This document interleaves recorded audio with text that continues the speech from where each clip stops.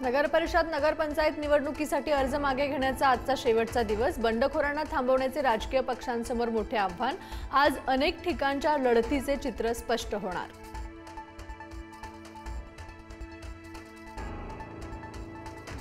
राज्यातील स्थानिक स्वराज्य संस्थांच्या निवडणुकीला ब्रेक लागण्याची शक्यता। ओबीसी आरक्षणाचा प्रश्न असतानाच 31 जानेवारीपर्यंत निवडणुका घेण्याचं आव्हान। निवडणूक आयोग निवडणूक घेण्यासाठीच्या तारखेची मुदत वाढवून मागण्याची शक्यता।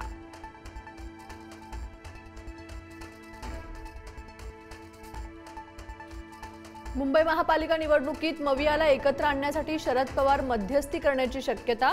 भाजपाचा महामेरू रोखण्यासाठी शरद पवार कोणती नवी खेळी करणार याची उत्सुकता।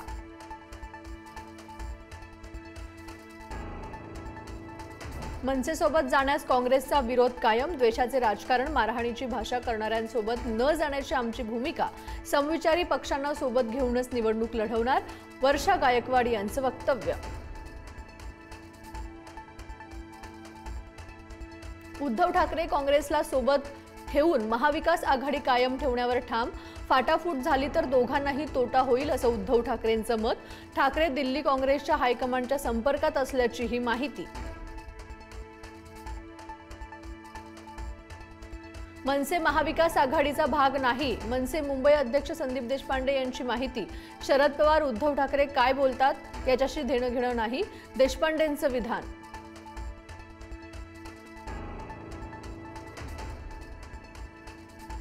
भाजपचा मुंबईत 100हून अधिक जागा जिंकण्याचा अंदाज। भाजपच्या अंतर्गत सर्वेक्षणात महायुतीला बहुमत दिसत असल्याचा निष्कर्ष। भाजपकडून महायुतीत सुमारे 150 जागांची मागणी होण्याची शक्यता। येत्या 6 महिन्यांमध्ये यशोमती ठाकूर भाजपात दिसतील। यशोमती ठाकूर भाजपात जाणार ही काळ्या दगडावरील पांढरी रेघ। आमदार रवी राणांचा खळबळजनक दावा।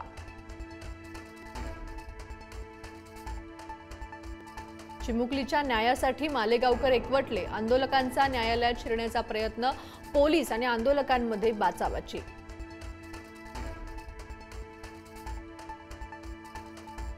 अखेर नेरूळमधील छत्रपती शिवाजी महाराजांच्या पुतळा अनावरणाचा मुहूर्त सापडला। आज उपमुख्यमंत्री एकनाथ शिंदे, वनमंत्री गणेश नाईक यांच्या हस्ते लोकार्पण। 5 दिवसांपूर्वी मनसे नेते अमित ठाकरेंनी परवानगी न घेता केलं होतं लोकार्पण। छत्रपती संभाजीनगरमधील छत्रपती शिवाजी महाराज संग्रहालयाला निधी देणार। ऐतिहासिक ठेव्याच्या दुर्दशेची पुढारी न्यूजने दाखवली होती बातमी। पुढारी न्यूजच्या बातमीनंतर मंत्री संजय शिरसाट यांची घोषणा। पुण्यातील मुंडवा जमीन गैरव्यवहार प्रकरणी पॉवर ऑफ अटर्नी देणाऱ्या 275 जणांची आज चौकशी होणार। काल आर्थिक गुन्हे शाखेकडून शीतल तेजवाणींची चौकशी, तर निलंबित तहसीलदार सूर्यकांत येवलेची ही चौकशी।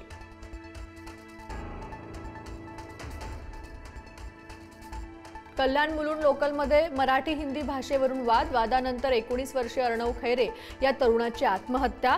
जरा आगे बढो बोलण्याने अर्णवला मराठी तरुणांनी केली होती मारहाण।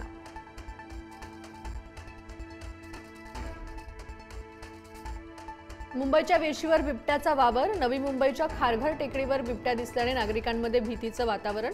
बिबट्याला जेरबंद करण्याची वन विभागाकडे मागणी।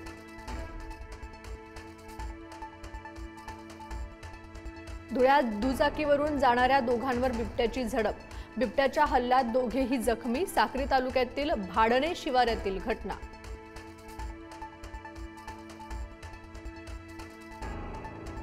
बाळामुळे नोकरी करता येणार नाही म्हणून जन्मदात्या आईनेच 20 दिवसांच्या बाळाला संपवलं।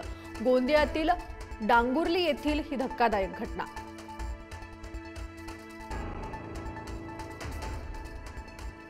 नांदेडच्या माहूर तालुक्यात दुहेरी हत्याकांड। 2 सख्ख्या जावांची गळा दाबून निर्घृण हत्या। दोघी शेतात कापूस वेचत असताना अज्ञात व्यक्तीने हत्या केल्याची प्राथमिक माहिती। लाल किल्ला मेट्रो स्टेशन ब्लास्ट प्रकरणी दहशतवाद्यांच्या फोनमधून धक्कादायक खुलासा। मोबाईलमध्ये आढळले दिल्ली, मुंबई आणि उत्तर प्रदेश आणि विविध धार्मिक स्थळांचे व्हिडिओ। दिल्ली पाठोपाठ मुंबई देखील दहशतवाद्यांच्या रडारवर असल्याचा संशय। नेपाळमधील 12 जिल्ह्यांमध्ये झेंजीचा पुन्हा आंदोलन। आंदोलक आणि पोलिसांमध्ये चकमक। सिमराममध्ये दुपारी 1 ते रात्री 8 या वेळेत संचारबंदी लागू।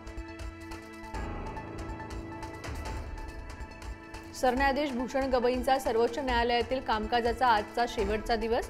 भूषण गवई 23 नोव्हेंबरला निवृत्त होणार, तर न्यायमूर्ती सूर्यकांत 24 नोव्हेंबरला सरन्यायाधीश म्हणून पदभार स्वीकारणार।